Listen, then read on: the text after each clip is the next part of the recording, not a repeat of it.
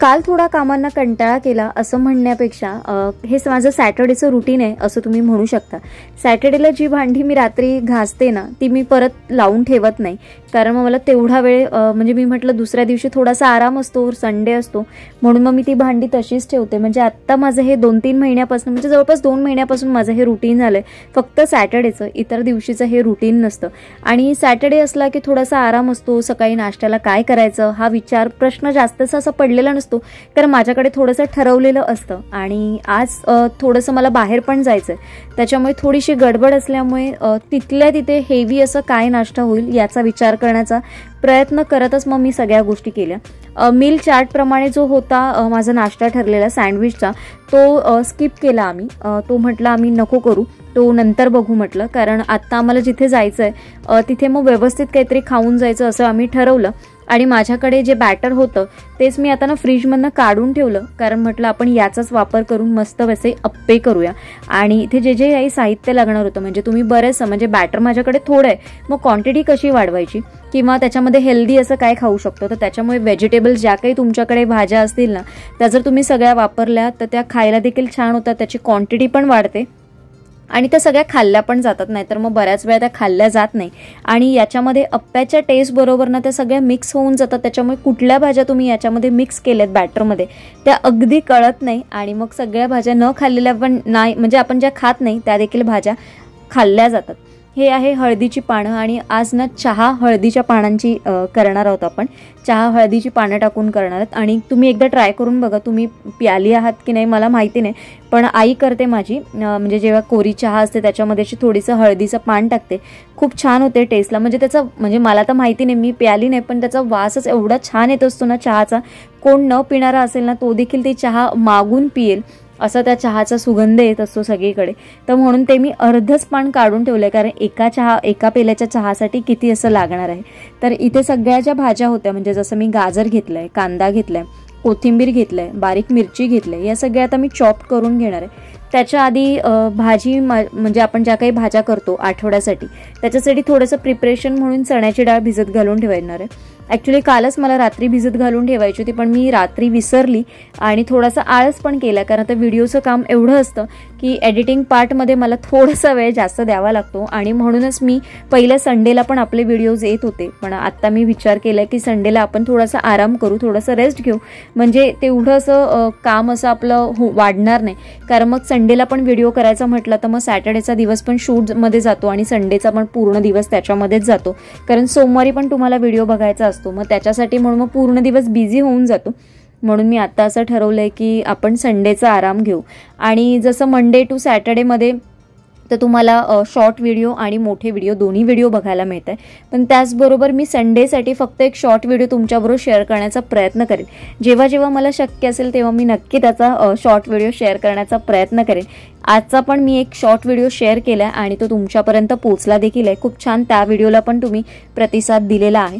तर बॅटर आपलं तयार झालं, ज्या काही सगळ्या भाज्या आपण कापलेल्या म्हणजे जसं गाजर होतं त्याच्यामध्ये कोथिंबीर, कांदा, मिरची असं सगळं टाकून मिक्स करून घेतलं, थोडीशी धनाजिरा पावडर टाकली, मीठ टाकलं चवीपुरतं आणि ना हे ना मी काढून घेते, कारण काचेचं कंटेनर आहे आणि गॅस जवळ नको मी बोलली आपण कसं त्याच्यामध्ये अप्पे ओतताना, म्हणून मग स्टीलच्या भांड्यात टाकून घेतलं। आणि माझ्याकडे जे अप्पे पात्र आहे त्याला वरती झाकण नाही आहे, हे नॉर्मल आहे आणि मी हे डीमार्टमधनं घेतलं, आय थिंक अगदी 300 रुपयाला मिळालेलं, 299 रुपीजला हे होतं, मी तेच घेतलं, कारण अप्पे काही खूप असे जास्त केले जात नाही, म्हणजे कधीतरी खूप महिन्यातून एकदा वगैरे होतात किंवा मग 1.5-2 महिन्यातून एकदा अप्पे होतात। आता खूप आधी मी केलेलं, जेव्हा मी व्हिडिओ शूट केलेला याच्या आधी जेव्हा तुमच्याबरोबर शेअर केलेला तेव्हाच मी केलेले, मध्ये पण मी करते अप्पे, पण असं काही खूप असं अप्पे करणं जास्त असं होत नाही। तर अप्पे करून झालेले आहेत इथे बघू शकता आणि आज अप्प्यांचाच नाश्ता होणार आहे। उपमा किंवा पोहे किंवा मग मी म्हटलं डोसे तर आपण केलेच आहेत या आठवड्यामध्ये, खूप झालं बॅटर मी भिजत घातलेल्यामुळे, पण म्हटलं काय वेगवेगळं, तर अप्पे आणि मग चटणी हा नाश्ता अगदी पोटभरीचा होईल, कारण आम्ही जिथे जाणार आहोत तिथे थोडासा वेळ काढून आम्हाला जायचं आहे, त्याच्यामुळे म्हटलं अप्पे आणि चटणी हा नाश्ता होईल। आणि त्याचबरोबर जो आपला रुटीनचा नाश्ता असतो थोडा काही ना काहीतरी खाऊ घरात असतोच असतो तो देखील होतो आणि बाहेर जाऊन मग म्हटलं आपण काहीतरी येताना थोडंफार काहीतरी खाऊन येऊ त्याच्यामुळे मग हाच नाश्ता बेस्ट होता। म्हटलं बाहेर पण अगदी खूप जास्त असं हेवी खायला नको त्याच्यामुळे ते करून घेणार आहोत.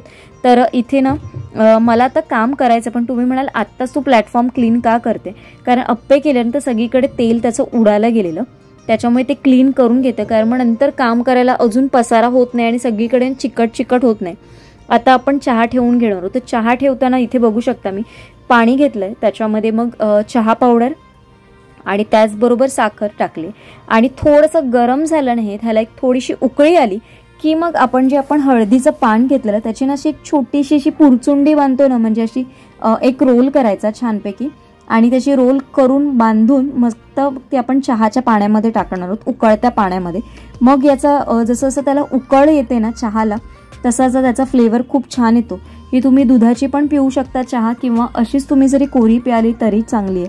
म्हणजे तो कडवटपणा असतो ना तो सगळा निघून जातो आणि फक्त हळदीचा फ्लेवर खूप सुंदर असा लागतो. ज्यांनी प्याले नसतील त्यांनी एकदाही नक्की ट्राय करून बघा चहा. आणि मला मागे पण कमेंट आलेली की ताई मिल्क पावडरची चहा दाखव. तर मिल्क पावडरची चहा अशी काही वेगळी अशी केली जात नाही, ती सेमच असते. तर नाश्त्याची तर झालंय सगळं करून. नाश्ता म्हणण्यापेक्षा आज आम्हाला थोडंसं बाहेर जायचंय, तर काहीतरी हेवी पण आणि थोडंसं पोटभरीचं पण होईल असं म्हणून मग अप्पेच केले.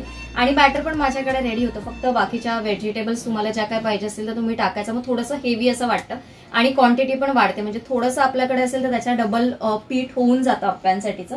ते केलंय. आता फक्त मला एक काम करायचंय, बरंचसं ऐक्याचं पण सामान आहे माझ्याकडे, ते तुम्हाला व्लॉगमधनं शेअर तर करेनच मी, पण त्याचबरोबर आता थोडंसं प्लांट पण आणलेलं आहे, ते लावून घ्यायचंय. त्याच्यानंतर थोडीशी मला अजून म्हणजे आठवड्याची जी तयारी असते, म्हणजे खाऊची तयारी, ती थोडीफार करायची आहे. आणि या गडबडीत आहे ना, कालच्या गडबडीत दूध आणायला माझं राहून गेलं, तर माझ्याकडे आता मी झेप्टोवरनच ऑर्डर करते, पटकन येईल 10 मिनिटात. माझ्याकडे थोडंसं एक 75 रुपयाचं कुपन आहे.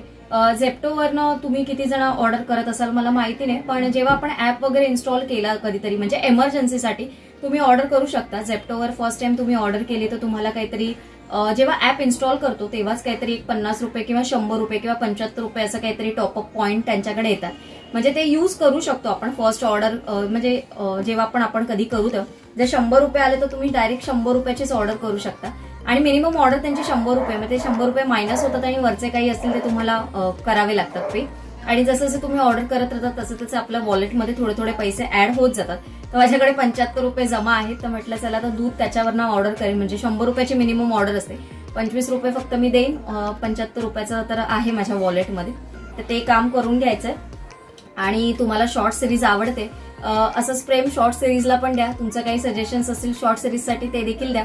मोठो व्हिडिओमध्ये पण कमेंट करा, तुमचं काही सजेशन्स असतील मला नक्की सांगा. चला आता पहिलं तो नाश्ता केलाय आणि आज ना दूध नसल्यामुळे कोरी चहा आहे, पण कोरी चहा मी हळदीच्या पानातली केली, आई करायची माझी.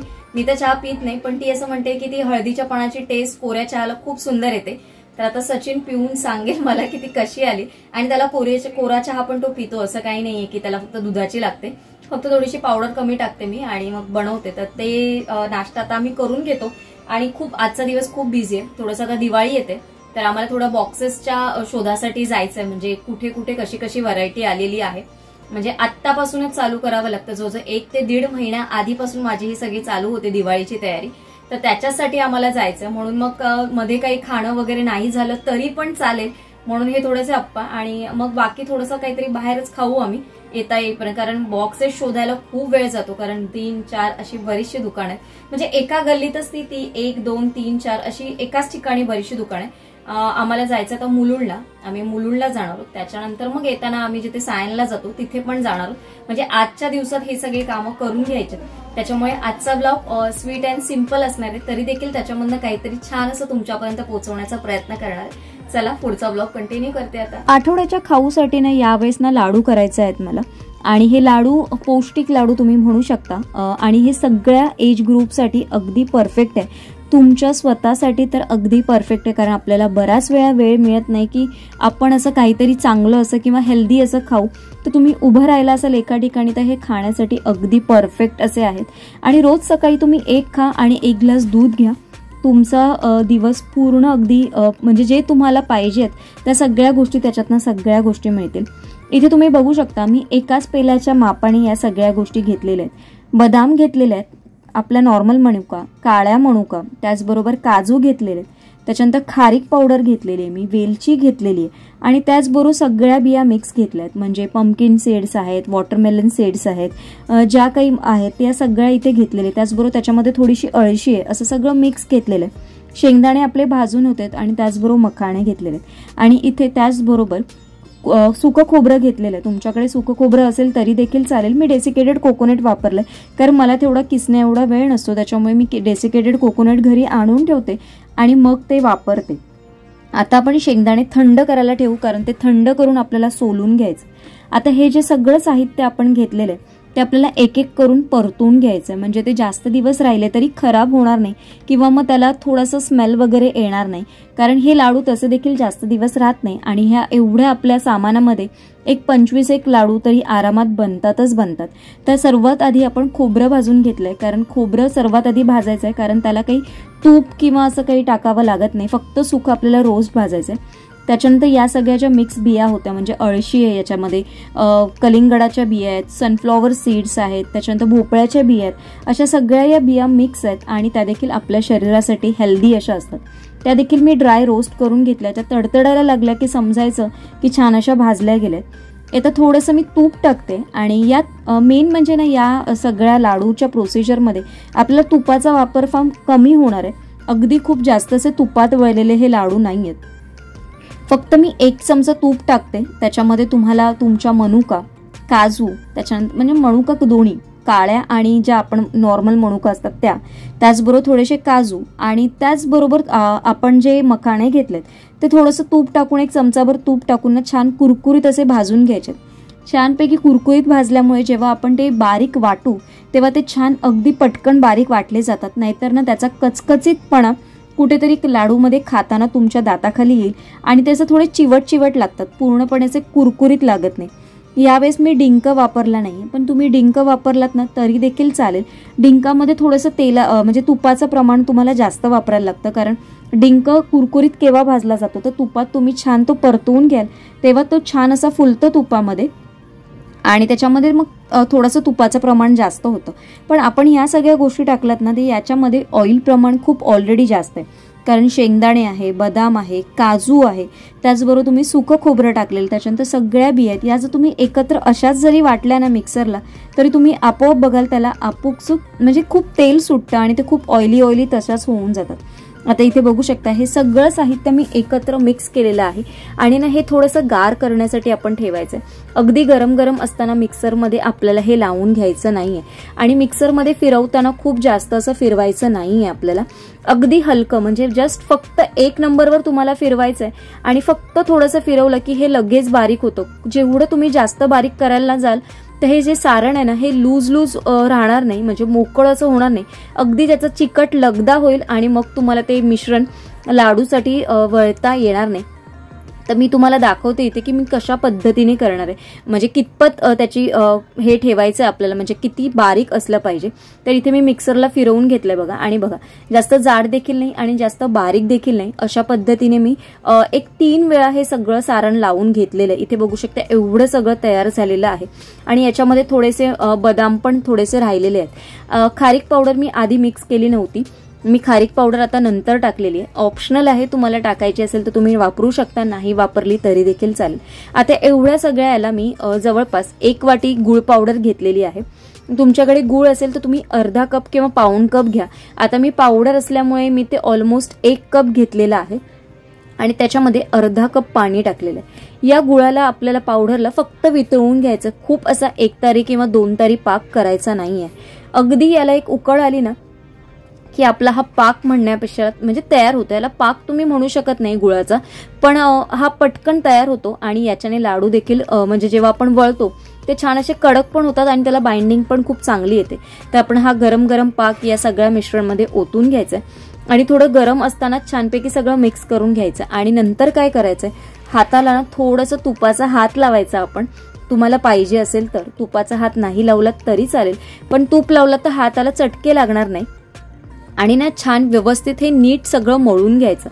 एकत्र मळून घेतल्यामुळे सगळं जे आहे सारण एकत्र छान म्हणजे मिक्स होतं आणि त्याला काय होतं, एवढे सगळे पदार्थ असल्यामुळे स्निग्ध पदार्थ आपण म्हणू शकतो त्याला, सगळे एकत्र असल्यामुळे त्याला खूप छान असं तेल सुटतं। आणि इथे बघू शकता, इथे लाडू अगदी पटकन माझे वळून झालेले आहेत। याला लाडू वळायला अगदी कष्ट देखील लागत नाही आणि बनवायला देखील वेळ लागत नाही।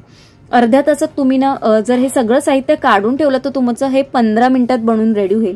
पण जर साहित्य काढलेलं नसेल तर अर्ध्या तासात हे एवढे लाडू लगेचच तयार होतात। आणि इथे बघू शकता माझे हे एवढे लाडू तयार झालेत। मी आता मोजून बघते की हे लाडू किती झाले आणि मी सगळे एक एक करूनच मोजून घेतले आणि तुम्ही बघाल तर इथे माझ्याकडे 24 लाडू तयार झालेले आहेत आजच्या या मिश्रणापासून। तर इथे आपले लाडू तयार झालेले आहेत आणि मी मोजून काउंट करून दाखवले तुम्हाला, 24 लाडू तयार झालेले आहेत। अगदी याच्यापेक्षा छोटी साईज केली तरी तुम्ही चालेल, अगदी याच्यापेक्षा थोडीशी मोठी करायची असेल तरी चालेल, पण ही छोटीशी आहे तर खूप इनफ आहे। मला असं वाटतं सकाळच्या वेळेस कधीही उपाशी पोटी घरातून निघू नये। जर तुम्हाला नाश्ता करायला जमत नसेल, तेवढा वेळ नसेल, तर थोडासा तुम्ही सुकामेवा खा किंवा अशा पद्धतीचा एखादा ड्रायफ्रुट्सचा लाडू वगैरे असेल जो पौष्टिक असेल तो एक खाल्ला तरी तुम्ही भरपूर आहे। किंवा एखाद्या वेळेस 2 केळी खा, फ्रुट्स खा, असं काहीतरी हेल्दी खाऊन खा, कारण इम्युनिटी पॉवर ही आपली सकाळच्या वेळेस खूप लो असते। त्याच्यामुळे कुठलेही बाहेरचं जे इन्फेक्शन असतं ते लगेच आपले बॉडी कॅच करते, त्याच्यामुळे जे आपल्याला व्हायरल होतं हे त्यामुळे खूप लवकर पकडलं जातं। तर अशा वेळेस कधीही बाहेर निघताना सकाळच्या वेळेस, कारण आपण बॉडीमध्ये आपल्या खाल्लेलं नसल्यामुळे इम्युनिटी पॉवर थोडीशी लो असते, तर ती स्ट्रॉंग कशी करावी यासाठी अशा पद्धतीच्या काही रेसिपी आपण घरच्या घरी ट्राय करू शकतो आणि आपल्या फॅमिली मेंबर्ससाठी देऊ शकतो। आणि यावेळेस थोडी वेगळ्या प्रकारे केली, प्रत्येक वेळेस वेगवेगळे प्रकार वापरून मी करत असते, यावेळेस डिंक वगैरे वापरलेला नाहीये। तर हे लाडू तयार झालेत, हे आता मी थोडेसे ड्राय होण्यासाठी ठेवणार आहे। आणि त्याचबरोबर मी मगाशी तुम्हाला म्हटलेलं की झेप्टोवरनं आपली ऑर्डर येणार होती, तर मी दूधच मागवलेलं, बाकी काही मी ऑर्डर केलं नव्हतं। तर दूध आणि दही मागवून घेतलं, म्हणजे ते 100 रुपीजचं झालं माझं तेवढं।